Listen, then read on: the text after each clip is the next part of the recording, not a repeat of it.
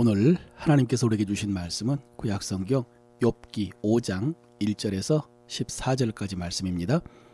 너는 부르짖어 보라. 내게 응답할 자가 있겠느냐? 거룩한 자 중에 내가 누구에게로 향하겠느냐? 분노가 미련한 자를 죽이고 시기가 어리석은 자를 멸하느니라. 내가 미련한 자가 뿌리 내리는 것을 보고 그의 집을 당장에 저주하였노라. 그의 자식들은 구원에서 멀고 성문에서 억눌리나 구하는 자가 없으며 그가 추수한 것은 줄인 자가 먹되 덫에 걸린 것도 빼앗으며 올무가 그의 재산을 향하여 입을 벌리느니라. 재난은 티끌에서 일어나는 것이 아니며 고생은 흙에서 나는 것이 아니니라. 사람은 고생을 위하여 났으니 불꽃이 위로 날아가는 것 같으리라.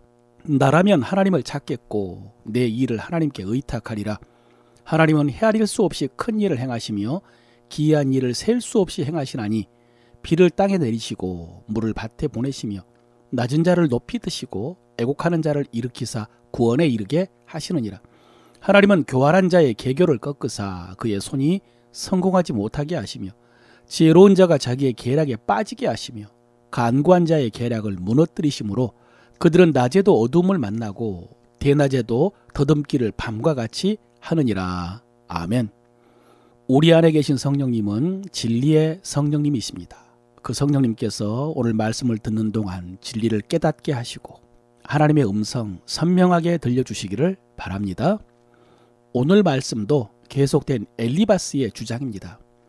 어제 엘리바스는 극심한 고통 속에서 자기의 생애를 저주하며 죽음을 동경하던 욥을 보면서 도저히 참을 수 없다고 한마디를 했습니다. 네가 재앙을 당한 것은 네가 악을 갈고 죄를 뿌렸기 때문일 것이라고 생각해보라고. 하나님은 의로우신 분이기 때문에 죄 없는 자에게 재앙을 내리지 않는다라고 했습니다. 오늘도 엘리바스의 주장이 이어집니다. 엘리바스는 욥에게 여기서 소리 질러봐야 소용없다고 합니다. 억울하다고 화를 내고 다른 사람 시기해도 회복될 수가 없다고. 예전에 자기가 그런 사람을 보았는데 잠시 회복되는가 싶더니 결국 망하더라고. 그 자식들도 다른 사람들에게 시달리고 사업도 하는 일마다 망하더라고.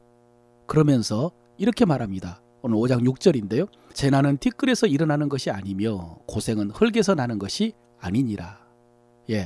사람이 재난을 당한 것은 그 원인이 외부에 있지 않다는 것입니다. 티끌에서 흙에서 나지 않습니다. 재난과 고생의 원인은 결국 자기 자신 때문이라는 것입니다. 자기의 죄 때문이라는 것이죠. 그러면서 결정적인 충고를 하는데 8절입니다. 나라면 하나님을 찾겠고 내 일을 하나님께 의탁하리라.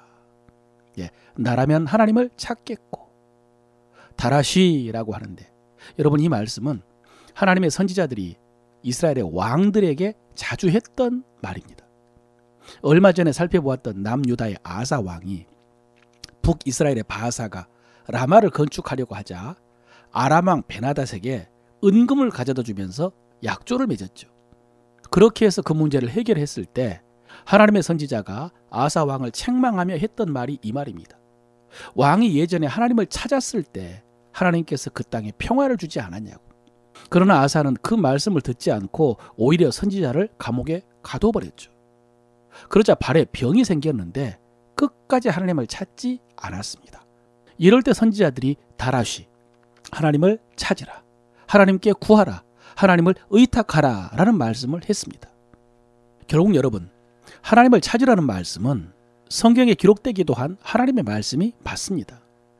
그런데 지금 욥이 이렇게 된 것이 욥이 죄를 지었기 때문이고 그가 빨리 회복되지 못한 원인이 그가 하나님을 찾지 않아서 그런 것이냐? 아니거든요. 지금 엘리바스가 욥에게 전한 말씀은 번지수를 잘못 찾았습니다. 그럼에도 불구하고 엘리바스는 계속해서 하나님에 대해서 아는 체를 합니다. 하나님은 기이한 일을 셀 수 없이 행하신다고. 그러니 회개하면 회복시켜 주실 것이라. 이렇게 하나님은 겸손한 자는 얼마든지 구원해 주시지만은 스스로 교만하고 지혜롭게 여기는 자들에게는 그 지혜를 미련하게 하신다라고 주장을 했습니다. 여러분, 성경 중에 관주 성경이라는 게 있습니다. 그 성구와 비슷하거나 연관이 있는 성구를 표시해 놓은 그 성격인데요. 이 엘리바스의 주장 옆에 관주를 보면은 다른 성경 구절이 가득합니다. 성경의 다른 곳에도 엘리바스의 말과 비슷한 말씀이 그렇게 많다는 것입니다. 오늘 5장 17절에 볼지어다 하나님께 징계를 받는 자는 복이 있나니 라고 했는데 시편 94편 12절에 여호와여 주의 징벌을 당하며 주의 법으로 교훈하심을 받는 자가 복이 있나니 그랬습니다. 야고보서 1장 12절에도 시험을 참는 자는 복이 있도다. 이것이 옳다 인정하심을 받은 후에 주께서 자기를 사랑하는 자들에게 약속하신 생명의 멸류관을 얻을 것임이라 그랬습니다. 또 엘리바스가 그런즉 너는 전능자의 징계를 업신여기지 말라라고 했는데 잠언 3장 11절에 내 아들아 여호와의 징계를 경히 여기지 말라 그의 꾸지람을 싫어하지 말라 그랬고요. 히브리서 12장 5절에 내 아들아 주의 징계하심을 경히 여기지 말며 그에게 꾸지람을 받을 때에 낙심하지 말라라고 했고요. 요한계시록 3장 19절에도 무릇 내가 사랑하는 자를 책망하며 징계하노니 그러므로 네가 열심을 내라 회개하라 그랬습니다. 여러분 똑같은 말씀드립니다. 엘리바스의 주장 곁에 이런 말씀이 수십 구절입니다. 그래서 엘리바스는 마지막에 이렇게 그의 첫 번째 주장을 마무리합니다. 27절에 볼지어다 우리가 연구한 바가 이와 같으니 너는 들어보라 그러면 내가 알리라. 우리가 연구한 바가 이와 같으니 여러분 엘리바스와 친구들은 이런 문헌들을 열심히 연구한 사람들이었던 것입니다. 공부한 사람들이었습니다. 오늘날 우리로 말하면 성경 공부 많이 한 사람입니다. 그리고 경험도 많은 사람입니다. 그런데 여러분 지금 우리가 묵상하고 있는 엘리바스의 주장은 하나님께서 욥에게 주신 말씀이 아닙니다. 그러므로 우리도 이런 오류를 범하면 안 됩니다. 함부로 사람을 판단하고 정죄하는 것도 안 되지만은 섣불리 말씀으로 조언과 충고를 하려고 해서도 안 됩니다. 물론 모든 성경은 교훈과 책망과 바르게 함과 의로 교육하기에 유익한 말씀이고요. 이 말씀이 하나님의 사람을 온전케 하신다라고 했습니다. 그런데 성경은 하나님의 감동으로 된 것이기 때문에 우리가 그 말씀을 바르게 이해하고 적용하기 위해서는 성령의 감동하심이 절대적으로 필요합니다. 성령께서 감동 주셔야 이해할 수도 있고 깨달을 수도 있고 그리고 전해줄 수도 있습니다. 인간적인 자기 생각이나 자기 논리를 위해서 함부로 성경을 이용하면 안 됩니다. 그래서 우리는 베드로 사도가 경계했던 말씀을 기억할 필요가 있습니다. 베드로후서 1장 20절 이하예요. 먼저 알 것은 성경의 모든 예언은 사사로이 뿔 것이 아니니 예언은 언제든지 사람의 뜻으로 낸 것이 아니요 오직 성령의 감동하심을 받은 사람들이 하나님께 받아 말한 것임이라 그랬습니다. 그러므로 우리가 성경을 이해하고 또 사람들에게 전해줄 때도 성령의 감동하심을 받아야 됩니다. 또 베드로후서 3장에서는요. 우리가 사랑하는 형제 바울도 그가 지혜대로 너희에게 이같이 썼고 그 모든 편지에도 이런 일에 관하여 말하였으되 그 중에 알기 어려운 것이 덜어 있으니 무식한 자들과 굳세지 못한 자들이 다른 성경과 같이 그것을 억지로 풀다가 스스로 멸망에 이르렀느니라 그랬습니다. 베드로 사도가 성경을 해석하고 가르치는데 얼마나 신중했는지를 알게 해주는 말씀입니다. 억지로 풀고 억지로 적용하고 억지로 전해서는 안 됩니다. 오늘 설교를 마무리합니다. 여러분 어제 오늘 욥을 찾아온 친구들 중에 첫 번째로 엘리바스가 도저히 참을 수가 없어서 한마디 해야 되겠다라고 했던 말, 나 같으면 이렇게 하겠다라고 했던 말, 우리가 연구한 바에 따르면 이와 같다라고 하면서 욥에게 충고하는 그 말씀들을 묵상하면서 요즘도 SNS에 돌아다니는 짤 한 장면이 생각이 났습니다. 우리가 잘 아는 유재석 씨, 조세호 씨가 진행하는 유퀴즈 초기예요.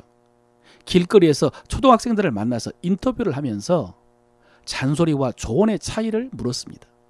잔소리와 조언이 어떻게 다르냐? 그랬더니 그 초등학생들이 먼저요. 잔소리는 왠지 모르게 기분이 나쁜데 그랬습니다. 그래서 조언에 대해서는 긍정적인 대답이 나올 것이다 라고 기대를 했는데 조언은 더 기분이 나빠요 라고 대답을 하자 진행자 두 사람이 빵 터지면서 공감을 했습니다. 조언은, 충고는 더 기분이 나쁘답니다. 물론 여러분, 제가 이 이야기를 하면서 여러분에게 충고하지 말라라는 말씀을 드리는 것은 아닙니다. 성경은 충고를 잘 받으라고 했고요. 또 충고를 통해서 형제들을 세우라는 말씀이 성경에 가득합니다. 그런데 하나님의 말씀을 가지고 자기 마음대로 충고하는 모습을 보면은 하나님께서 기분 나빠하실 것 같습니다.